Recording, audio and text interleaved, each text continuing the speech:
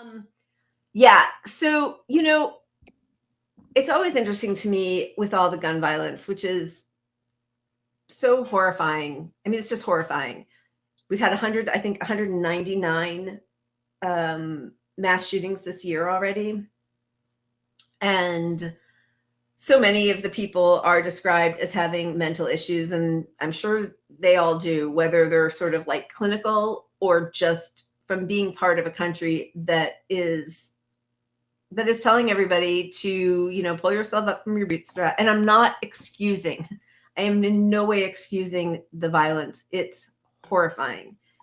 But this idea that it's just about mental health and we need to get more mental health workers in there, I just don't see how that is going to help. I really don't, because what people need are living wages, houses over their heads, healthcare, and those are issues that nobody is actually even proposing that we deal with. So it's all just about treating their drug issues, not the underlying reasons and why a person might have those drug addictions. I mean, I don't We're a know. sick Yeah. society. I mean, Yeah. that's what it comes down to.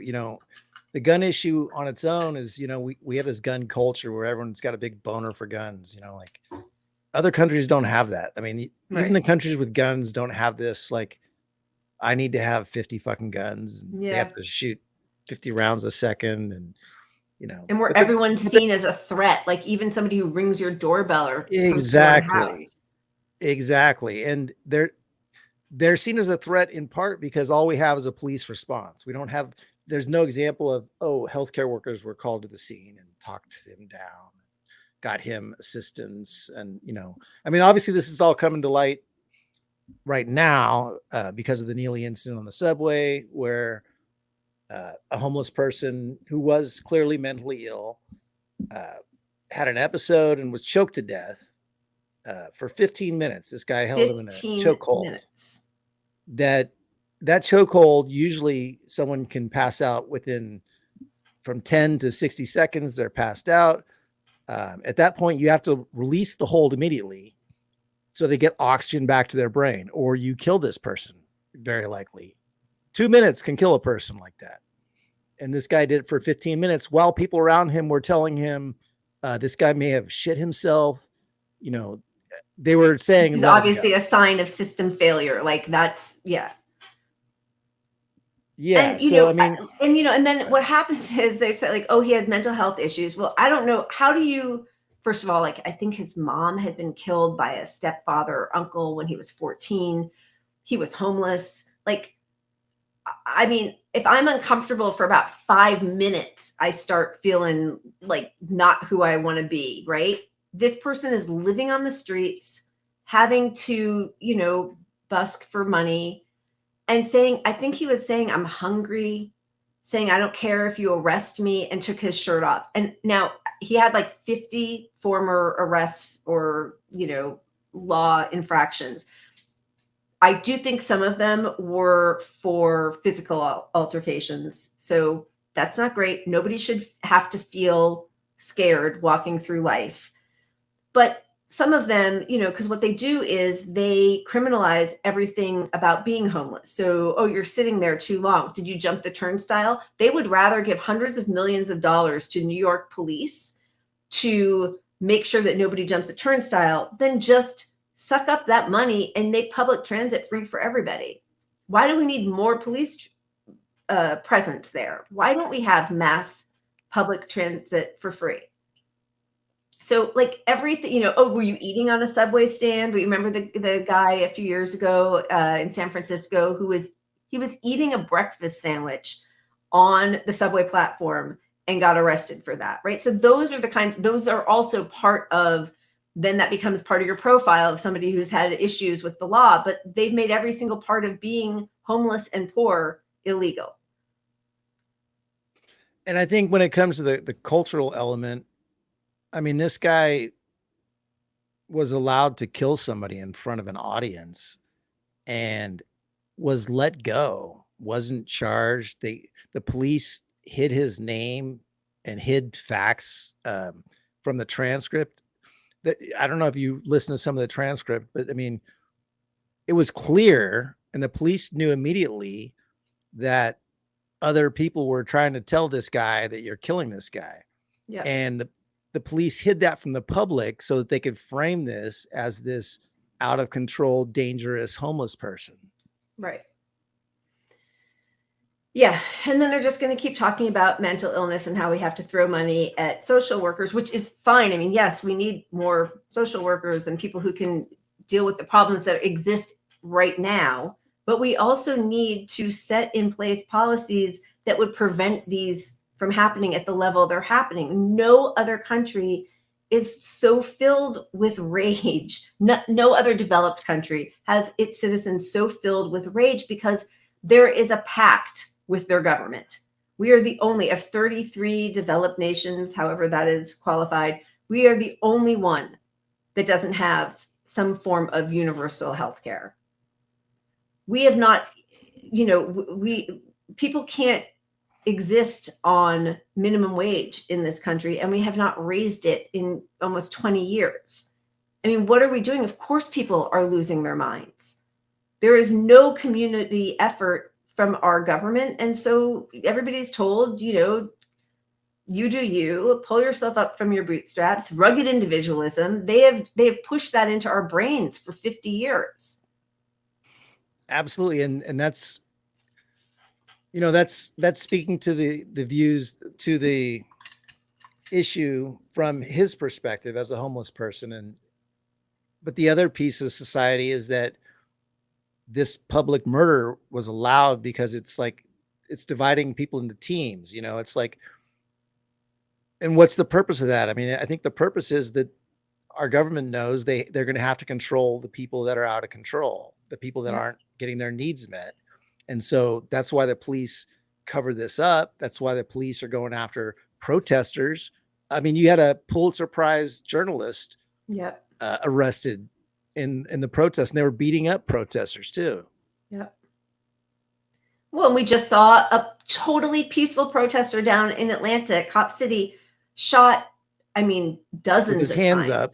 With his hands up dozens of times. And of course, at first they lied and said that he had shot at them. And then the autopsy showed that wasn't at all what had happened. Hands up, legs crossed. I think he was shot 57 times, and on Biden's own Justice Department website, that if you are talking against capitalism, if you're protesting, if you're speaking too loudly,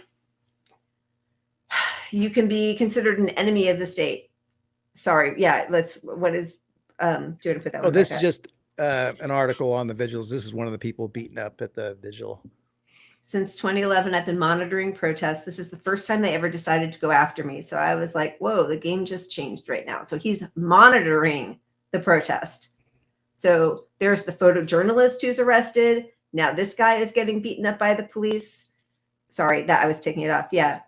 Here is somebody, remember all the sympathy that people had, of course, for the victims of the school shooting in Uvalde. And here's somebody who is there to protect one of the Uvalde parents, right? Because they're already getting threats from the police in that town because the police were completely inept and tried to hide their ineptitude that led to the slaughter of all those children and some teachers. And here he is. State troopers just escorted him out of the Texas Capitol for chanting too loudly outside the House chamber. So, they are going to make protesting completely illegal, and they'll come up with all sorts of reasons. You're too loud. You didn't get the right permit. You weren't supposed to be here. But we see how they treat the Proud Boys. We see how they treat people who are trying to deny access to abortion centers. They're fine with them. Yep. And the guy that murdered Neely, same thing, because he's acting in a way that the police would have acted. So he's a vigilante on the right side of justice, which is the same excuse as the Proud Boys. It's like, yep. Who's that kid who shot people? whatever his fucking name is. Yeah. Anyway, which is why, again, when Biden gives more money to cops and then people say you can't vote, you have to vote for Biden or you're helping fascism, spare me. They're pushing the police state harder than the right would ever be able to. Yeah. And New York is a good example. I mean, New York they took COVID money and gave to police departments. Yep. And again, just like every other thing, it's such a systemic problem, even like back in our COVID segment, and we didn't show this, but all these people, there was just a big article on them that first they got long COVID and then it made them homeless because they were in the gig economy, because we don't have living wages, we don't have free healthcare. So when you get sick, you can't go to work, and you're living paycheck to paycheck, as we know, like what, 70% of the country, 68% is like, so that is why you're seeing more and more homeless people. I mean, yeah, well, and half the country can't afford $1,000. They don't have $1,000 saved up. So yeah. Look at how expensive your copays could put you over the $1,000. Your copays, if you have coverage, and you can be paying thousands of dollars a month for coverage, and then you'll be denied your claims. So what do? Yeah. There's no way, to not go to work at some point. I mean, you're not paid to stay home with COVID, for a long enough period of time. They're pushing people to get back into work in hospitals. People are working at hospitals being told, come in as soon as your fever breaks with COVID and start working.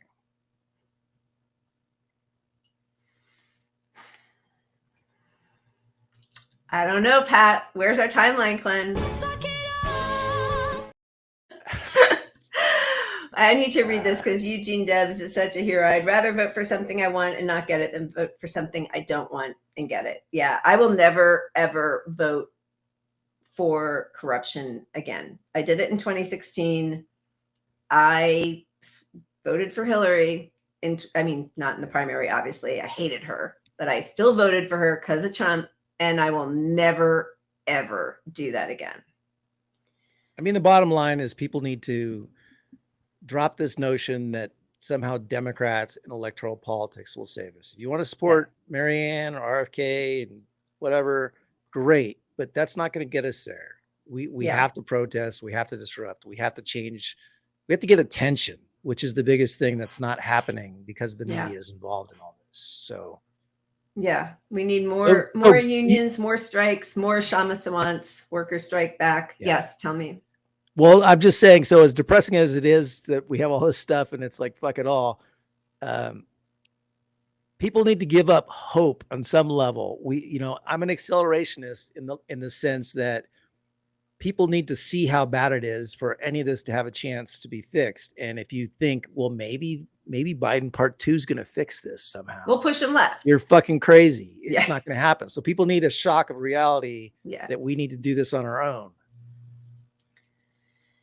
Yeah, I do agree. I mean, there was certainly way more protesting, and I mean, and that was the other thing is the Black Lives Matter protests just not only totally shut down, but also made unpopular in the last 2 years. I mean, not for us, but used as an excuse to defund the police was used by Democrats as their excuse for losing.